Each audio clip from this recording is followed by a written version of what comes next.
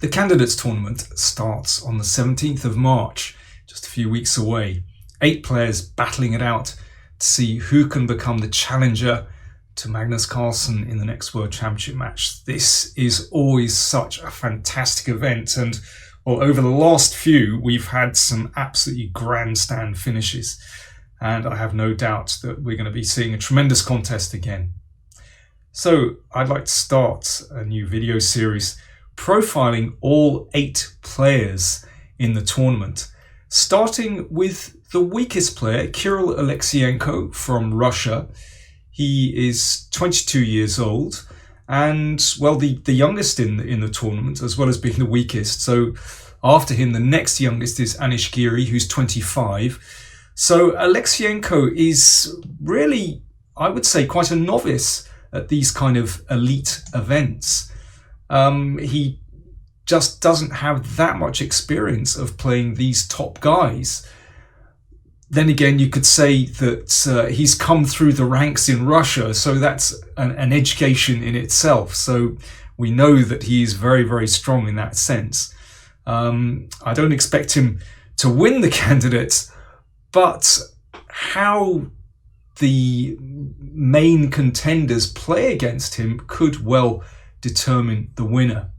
So how did he qualify for the tournament? Well, he was announced as the wild card in the tournament by the Russian Chess Federation, and he got that by virtue of his performance in the FIDE-Chess.com Grand Swiss tournament, where he came third behind Wang Hao and Caruana. He says, "I like the role of dark horse in this tournament. No one expects any great result from me, and there's no additional pressure." Well, that's true. That sounds like a very sort of level-headed attitude. And in general, he seems to be extremely level-headed. Watching him in the FIDE-Chess.com tournament in the Isle of Man, he was really calm. I liked his attitude at the board and his attitude afterwards. He was just, well, very level-headed, very responsible. A little bit like his chess.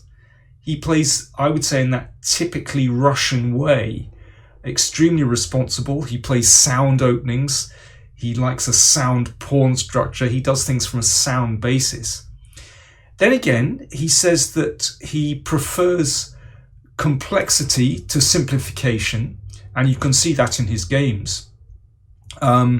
Sometimes some really wild positions arise, not because he's playing the King's Gambit or something like that, but just because he's not afraid to keep the tension in the position. And, well, we saw in that Isle of Man tournament that he could take on very, very strong players and do well. He was pressing against Magnus Carlsen, for example, in their game. And Carlsen had to play very precisely in order to hold a draw. He's going to have a baptism of fire in the tournament because he starts his first 2 rounds with black. He has black against Grishuk in the first round, and then black against Caruana in the second round. So that is going to be a tough start for him. So what I'd like to do is take you through a game that he played from the FIDE-Chess.com Grand Swiss tournament. And he had black against the Ukrainian player Alexander Moiseyenko. And, well, we can see that Alekseenko is playing that typically sound start, playing a nice orthodox Queen's Gambit with black. And Moiseyenko plays the currently trendy Bishop f4 variation. And Alekseenko goes for one of the main lines. You could say this is the old main line, attacking white centre immediately. Now, after these exchanges, of course, white could play Queen c2 here, but Moiseyenko decides to exchange. And the most common way of playing this is to play a3 here to prevent the check. But Moiseyenko plays, I would say, in a more ambitious way, bishop d3, hoping to do without that pawn move a3. But it does allow the check, and Alekseenko, well, obviously he knows his theory pretty well. because in this position you can see that that check has forced the knight back, so white has to make a concession. And now d4, and this well, obviously aims to solve the problem of that isolated d pawn, but a bit more than that, it forces white into a decision straight away. So, well, one thing is that pawn takes pawn allows queen takes pawn attacking both bishops, so that's not on. So basically, in order to get anywhere, white has to play e4. So the pawn structure has changed. This d pawn is well blockaded at the moment, and white has potentially quite a nice majority of pawns on the king side, 4 against 3. Knight a6 from Alekseenko. So he brings his knight to attack the blockader. So that's all very sound. And here, well, I have no doubt that Alekseenko knew his theory. A couple of previous games went bishop e6, and black has done okay. Although I would say here, well, I slightly prefer white because of that bishop blockader, but there's not that much in it. But Alekseenko plays a new move here. So he knows his stuff, he researches well. He played queen f6, which looks pretty nice, attacking the bishop, and the bishop dropped back. And now, instead of allowing an exchange of knights, Alekseenko introduced a little bit more tension or dynamism in the position by taking the bishop and then supported the d pawn. So black has 2 bishops. That's potentially quite nice, but the queen is blockading the pawn now, and the rooks are connected. The only thing is the queen is not a great blockader, but, well, more on that in a second. Here, I think white should probably just kick the bishop back and play rook c1. But, you know, there's a dynamic balance there. But instead of that, Moiseenko starts to pile up on this d pawn. So 3 pieces on that. So it's already, you know, quite a critical moment where black has to think how he deals with the threat there. But I really like Alekseenko's response here. He plays bishop g4, which looks a bit strange because, of course, white is going to play f3 to push the bishop back, and it appears as though white's pawn chain here has actually strengthened and even allows the bishop to drop back here. But actually, I think it's a really clever move, as we're going to see. This diagonal opens to the king, and also this one. Well, it's hard to see that what effect this has on the game at the moment, but tactically it's actually very interesting. Well, one thing is, if knight takes pawn, then, well, we've got a couple of pins here, and this is already, well, it's certainly not fatal for white, but it's very awkward. I mean, maybe white should just play rook c1 here, but I do like that bishop on this diagonal. That does create a few problems there with slight weakness of the pawn. But instead, Moiseenko plays a move which is very, very ambitious. If this had come off, you'd say, yeah, daring, very bold play. But it didn't. Sorry to spoil the result of the game. Queen b5. Now, attacks the bishop, attacks the pawn. But it moves away from blockading this d pawn. Now, I wonder whether Moiseenko had perhaps anticipated that black would play something like bishop takes knight and queen e7, which holds everything. The queen protects the bishop, the queen protects the pawn. But black has given up that light squared bishop. And, well, maybe white would blockade like this, or maybe even move the queen back. But giving up that bishop would be a concession. Instead, Alekseenko obviously had calculated very well here and plays a5, which keeps more juice in the position. And here, I wonder whether Moiseenko had simply underestimated this or miscalculated somewhere. If he takes the pawn on b7, then the d pawn rolls. And that bishop is really nicely protected and is about to support the pawn coming to d2. Now there are some tactics here. If rook takes pawn, queen takes rook, don't panic, the rook comes back, the queen moves, but now queen takes pawn. I just have a feeling that Moiseenko might have analysed something around here and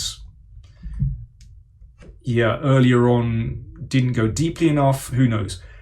But this is kind of a forced variation, and black ends up with a beautiful position where this pawn can roll down the board.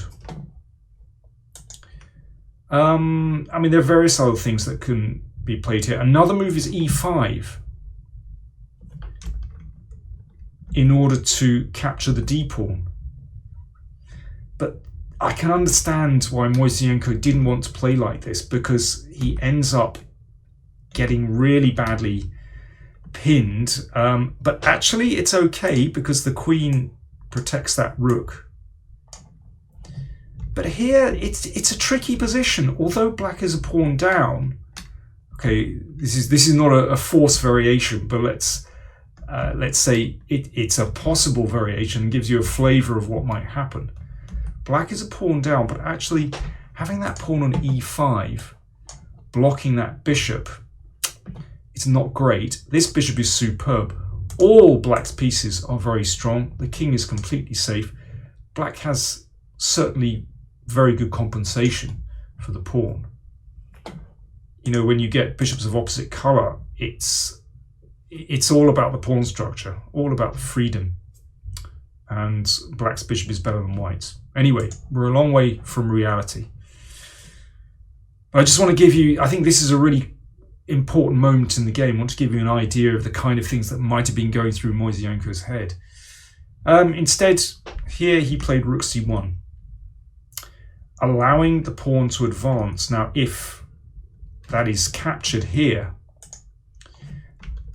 then queen takes pawn on b2, and combination of the bishops and queenside pawns, this looks very pleasant for black. Let's go back. So d3 just played, now bishop e5, and now queen h6.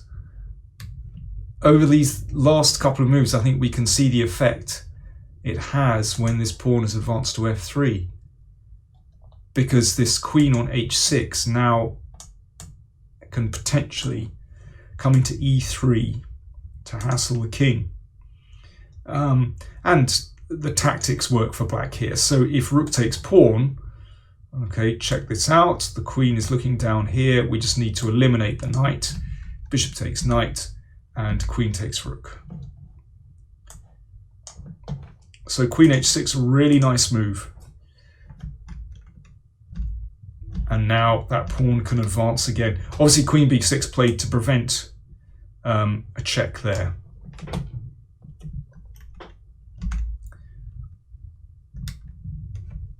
So with this pawn on d2, white is potentially in huge trouble. But still, to make progress here needs some finesse. And Alekseenko played a really nice move here. Rook a6. So if queen takes pawn, then queen e3 check, followed by queen e1, end of game. So the queen is attacked, it retreated to f2, keeping the king covered. And now the knight is eliminated, and rook c6. So this is a very nice kind of switch around here, and the rook would like to come down to c1. So white has to exchange off. And now you can see the position is clearing. And I think it's very obvious that black has, well, if not a huge advantage, I would say actually a winning position already. Yeah, the king has to step away from that diagonal, otherwise bishop c5 would come, and black is in complete control now. That pawn drops, and now it's just a case of how are we going to make the final breakthrough. But h6, very responsible, just making sure that the king has an escape square before we move the rook off the back rank. And white opens the window for the queen to hop out, but now rook to d3, and that means if queen g4, we can play rook g3, and that protects down here. And remember, this one is attack 2. Let's go back. So rook d3 just played, king h2. Now, yeah, you've got to watch out for queen g4 again. So first of all, f6. Let's just deal with any potential threats on the king side. The bishop comes back to c3. Bishop takes bishop. If pawn takes bishop, then just queen takes pawn, and, well, black has won another pawn. Queen takes rook. Queen takes rook on d1.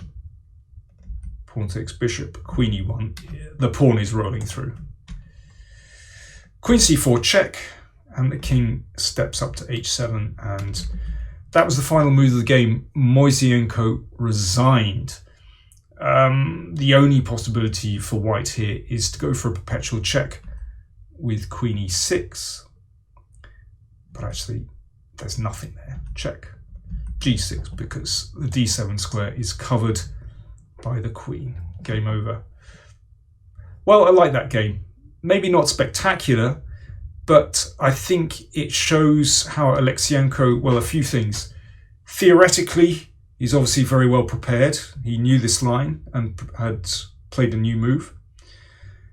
And as he said, he likes complexity, and he handled the complications there extremely well. But it was all from a very sound basis. Anyway, we wish Kirill Alekseenko the best of luck. He's probably going to have a hard time, but it's going to be interesting to see how he does.